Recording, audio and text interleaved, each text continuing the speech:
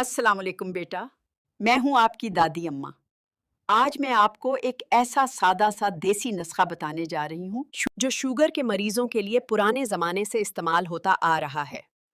पुराने लोग कहते थे कि कुदरती जड़ी बूटियां बेटा, शुगर जब हद से ज्यादा बढ़ने लगती है तो इंसान को बहुत सी अलामात महसूस होती हैं, जैसे बार बार पेशाब आना। बहुत ज्यादा प्यास लगना, थकन रहना और बाज औकात नजर भी धुंधली हो जाती है।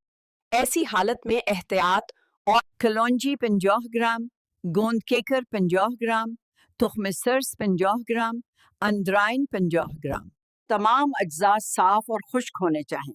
ये तमाम जड़ी बूटियां आपको सबसे पहले इन तमाम अज्जा को बराबर वजन में ले लें। फिर उन्हें अच्छी तरह बारीक पीस कर सफूफ बना लें। उसके बाद इस सफूफ को फुल साइज कैप्सूल में भर लें। रोजाना एक कैप्सूल दिन में 3 मरतबा पानी के साथ इस्तेमाल किया जा सकता है। वीडियो को लाइक और शेयर करके दूसरों तक जरूर पहुंचाएं। अगर कोई सवाल हो तो कमेंट में जरूर पूछें। दादी अम्मा की सपोर्ट स्टार के साथ करें। स्टार मारकर दादी अम्मा का हौसला बढ़ाएं। 8